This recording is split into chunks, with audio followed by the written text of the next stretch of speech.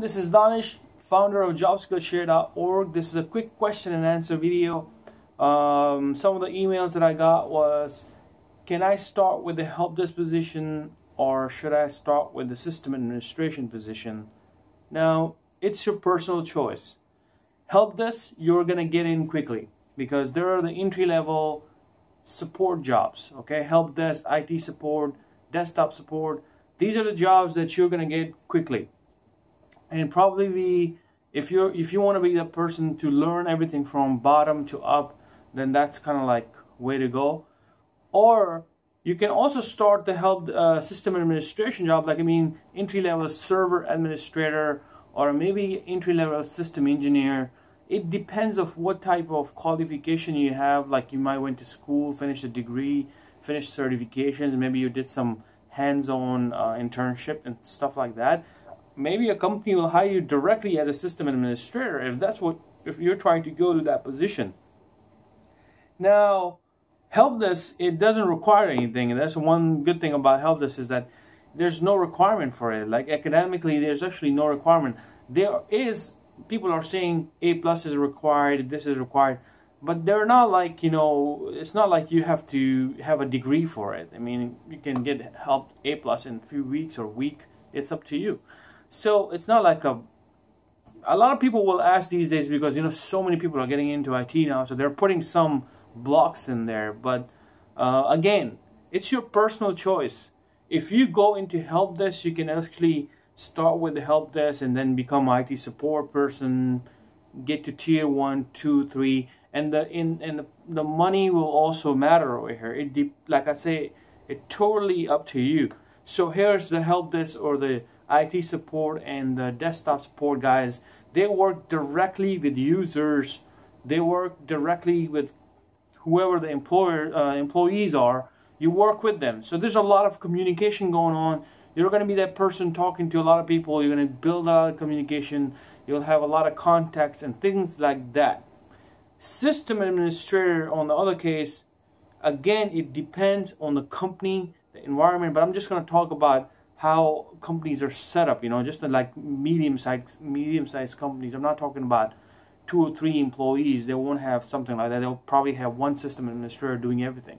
But I'm just talking about like the medium-sized and the either bigger-sized companies that the specific roles for help desk and system administrators are that system administrator or system engineers, they don't talk to the users directly. I mean, they do talk, but it's not like your job kind of thing, and it's not like an everyday kind of thing. You work mostly, if you want to go to that route, is you'll be working on the power users, maybe programmers, your managers, directors, and you'll be part of that team probably because you're going to be in the planning when they say, hey, we want to build a new site. Then they will talk about the server requirements and things like that. You need to do your research. So you're kind of like there. Most of the time, you work on the issues that are on the side. Help desk people will be working with even the smallest issue, like my browser is not working, this click is not working, this mouse is not working, there's no batteries in there, things like that. So small things. Site went down, things that you don't have access, that's system engineer. There's 2 things now you need to consider if you're going to these 2 routes. If you're going into desktop route and you really love this job, then yes, you do have a way to move up. But there's a limitation to it. At one point, you're not gonna make a lot of money. There's a set amount of money. Like it starts from $45,000 in DC area, $45,000 to $55,000, and then the max you'll get $65,000. And if you go to IT support specialist, then you go up and up. You can go, you can make good amount of money. So, but specifically in a help desk position, you won't make that kind of money. But it depends. Like I said again, you might be really happy doing this work. I know people that are just doing this because they love this work. They don't want to touch with anything. They don't want to talk about servers, and they don't want to go in details in that stuff. System engineers, maybe they don't like to talk to users a lot. They don't want to do small things, that can just annoy them or something like that. Maybe they're not comfortable with users. They just want to do their work, servers, Cisco, and stuff like that, networking. So like I said, it's up to you. It's your personality. So if you're going to a system administration side, then yes, you're going to make a little bit more money, because now it involves a little higher level of technology, means servers, routing, switching, things like that. But again, I'm going to go back that you could be that one person doing everything and even not make that kind of money. It depends where you work. It depends on what country you're working for in, and it depends the type of like I said, a company. It all depends on the company. But one thing that I can tell you guys is important here. Two things to remember. If you love the help desk, then you stay in there less money, right?